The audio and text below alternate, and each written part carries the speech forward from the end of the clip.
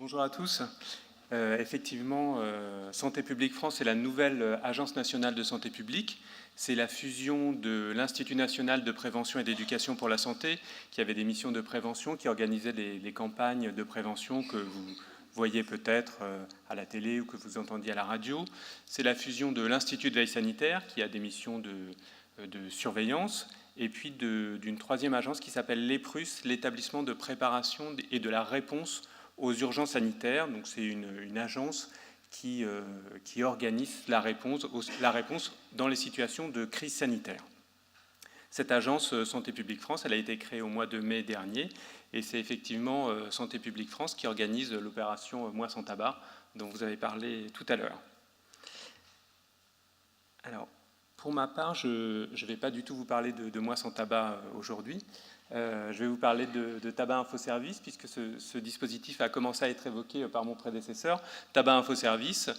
L'objectif de cette présentation, c'est que vous puissiez avoir une idée de ce que c'est exactement que ce dispositif, quels sont les services qui sont proposés par Tabac Info Service, et que ça puisse être aussi un outil que vous pourrez recommander à vos patients lorsqu'ils sont en situation d'arrêter de fumer.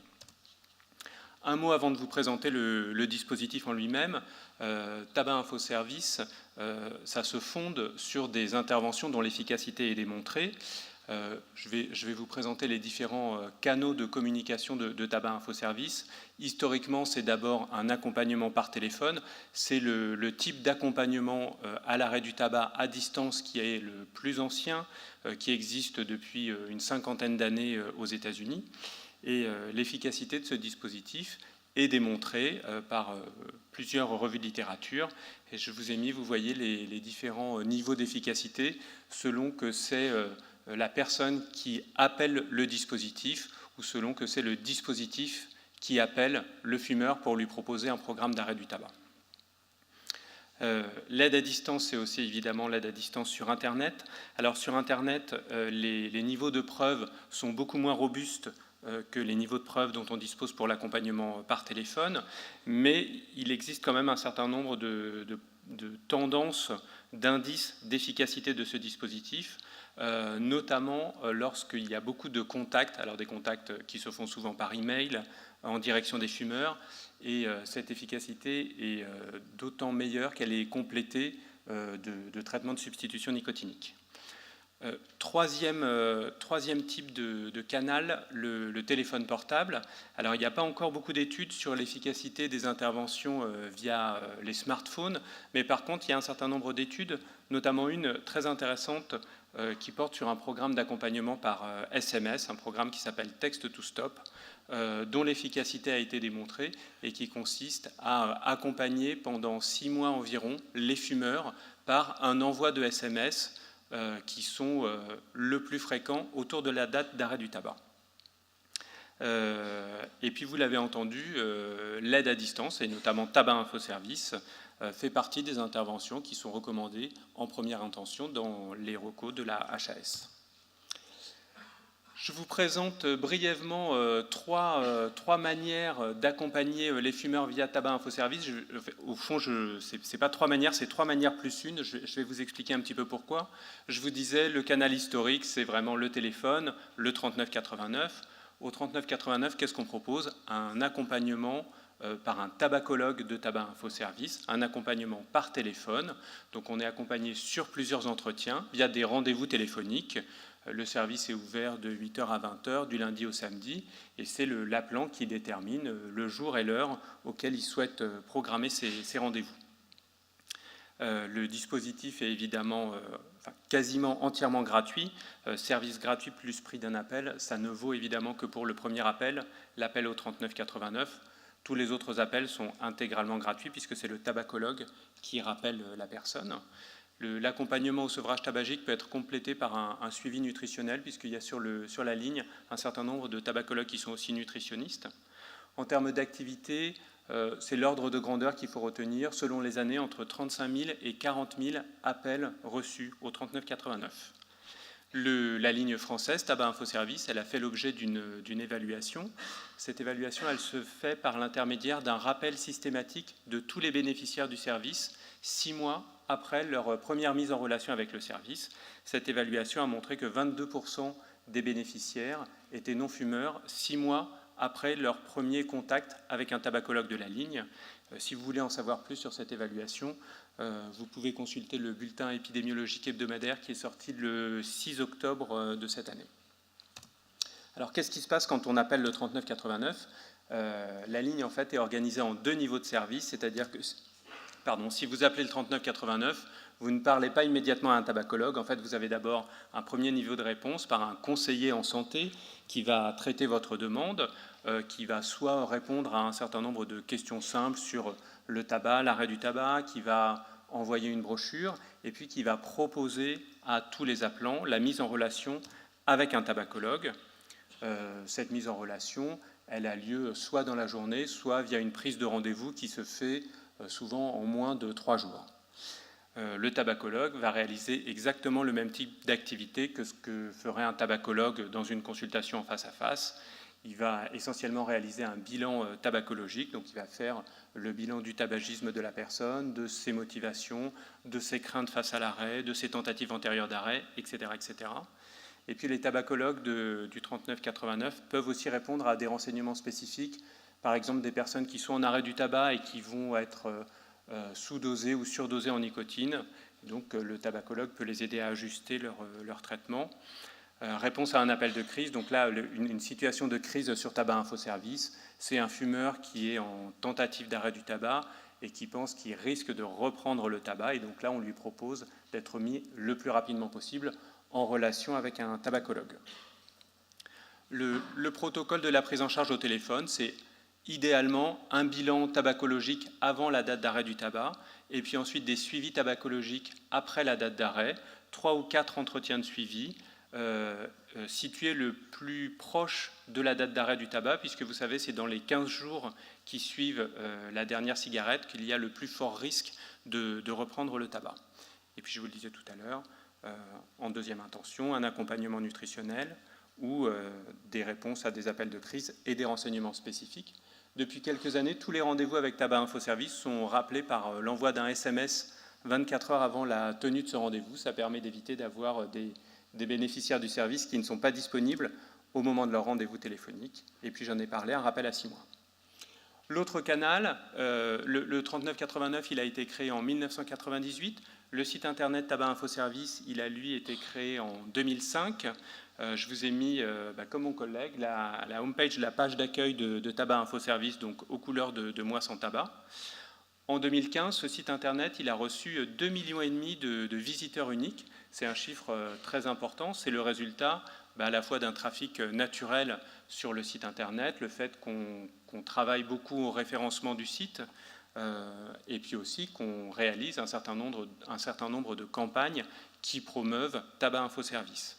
Sur Tabac Info Service, on trouve un certain nombre de services spécifiques.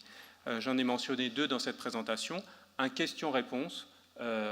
Les internautes peuvent poser une question à un tabacologue qui va y répondre en moins de 48 heures. La question et la réponse sont publiées sur le site internet. Il ne s'agit pas d'un question-réponse par email. Alors, je ne sais pas si c'est très lisible pour vous. Je vous ai mis une question d'une femme enceinte qui est prise en charge et dont le professionnel de santé a recommandé l'arrêt du tabac avec des substituts nicotiniques. Elle est en difficulté avec son sevrage. Elle pose une question au tabacologue de la ligne. Deuxième type de service très spécifique, un annuaire des consultations de tabacologie. Donc là, j'ai affiché les consultations à proximité de Grenoble. L'essentiel des consultations qui sont présentes sur le site, ce sont les consultations hospitalières et celles qui se trouvent dans les établissements médico-sociaux, et puis quelques consultations de professionnels qui exercent en libéral. Alors, une modalité d'accompagnement un peu particulière, c'est pour ça que je disais 3+1, c'est Facebook. Vous savez, aujourd'hui, les réseaux sociaux, ils ont une importance qui est très forte sur tous les sujets, mais notamment sur le sujet addiction, parce qu'en fait, mes prédécesseurs le disaient, dans l'arrêt du tabac, comme sur beaucoup d'autres addictions, le soutien de l'entourage, le soutien des proches, joue un rôle qui est déterminant. Ce soutien des proches, aujourd'hui, il est obtenu beaucoup par les médias sociaux, que ce soit Facebook pour nous, mais aussi Twitter, évidemment. Et donc, on a créé, à l'occasion de notre opération Moi sans tabac, on a créé cette page Facebook, dont on assure l'éditorialisation, donc la publication de contenus. L'objectif de cette page, c'est d'accompagner tous les fumeurs qui s'arrêtent en partageant leur expérience. Alors, je ne sais pas si vous êtes déjà allé voir cette page Facebook. Je vous invite à regarder un peu les commentaires qui sont postés. Il y a véritablement un élan de solidarité entre les fumeurs qui est très très puissant. Vous voyez qu'en quelques mois, la page a obtenu quasiment 70 000 abonnés à cette page et qu'elle est mentionnée ou commentée dans environ 10 000 posts par semaine, ce qui est vraiment énorme. Je dois dire que côté Santé publique France, on a été très surpris de la place occupée par cette page Facebook. Aujourd'hui, évidemment, les médias sociaux, ils ne font pas encore l'objet d'évaluation, mais c'est un sujet qu'on suit particulièrement à l'agence et pour lequel on verra dans quelle mesure on peut évaluer l'efficacité de ce type d'intervention. Dernier sujet, l'application smartphone. Je vais aller vite puisque vous en avez déjà beaucoup parlé. Donc cette application, elle a été lancée par l'assurance maladie, le ministère de la Santé et Santé publique France. Alors, elle n'est pas téléchargeable sur le site de l'assurance maladie, elle est téléchargeable dans les magasins d'applications, donc sur le Play Store, sur iTunes. Et son principe, c'est vraiment que l'arrêt du tabac il soit accessible très simplement dans la poche de tous les fumeurs via les smartphones et qu'il soit le plus personnalisé possible via l'utilisation d'un certain nombre d'algorithmes. La personnalisation, évidemment, elle est évidemment d'un niveau très inférieur à la personnalisation qu'on obtient quand on a un professionnel en face à face, mais simplement ça va se fonder sur un certain nombre de variables qui vont déterminer le comportement de l'application pour que ce soit adapté au tabagisme de la personne. Ce qui est recherché dans l'application, c'est l'interactivité, donc qu'il y ait le plus d'interactions possible avec son appli, c'est-à-dire qu'on l'utilise le plus souvent possible, et pour ça, l'appli va envoyer un certain nombre de messages ou d'emails pour rappeler à l'utilisateur qui peut faire un certain nombre d'actions avec son appli. Et cette appli, vous voyez, je vous ai mis les trois home pages, je ne sais plus comment on dit en français, de cette application, les pages d'accueil de cette application, selon qu'on n'a pas encore déterminé sa date d'arrêt. Et donc là, l'objectif, c'est de faire le point sur son tabagisme, en faisant le point sur ses raisons d'arrêter, ses craintes face à l'arrêt du tabac. Dès qu'on a déterminé sa date d'arrêt, on passe en volet 2. Et donc là, on va s'informer sur les traitements efficaces, notamment les traitements de substitution nicotinique. Et puis, on va commencer à s'appuyer sur ses supporters pour progresser dans son arrêt du tabac.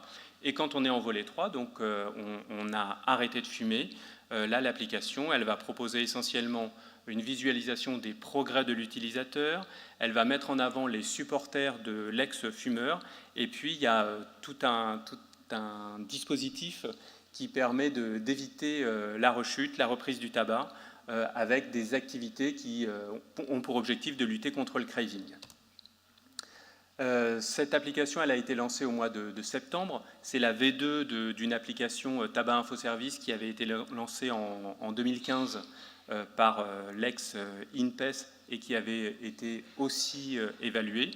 Pour évaluer cette nouvelle application, on va réaliser, comme pour la première appli, un essai contrôlé randomisé avec l'objectif principal de mesurer l'abstinence à 7 jours, l'abstinence continue pendant 7 jours, 6 mois après l'inscription au programme.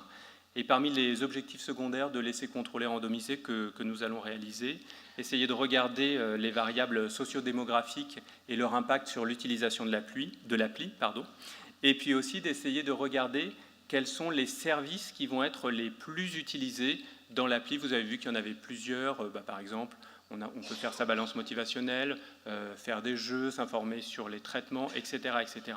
Et donc, on va essayer de regarder les services les plus utilisés par l'appli. Et le terrain va être réalisé évidemment après Moi sans tabac, puisque là, c'est pour nous un moment un peu particulier en termes de communication, avec des résultats attendus en 2018. Je vous remercie de votre attention.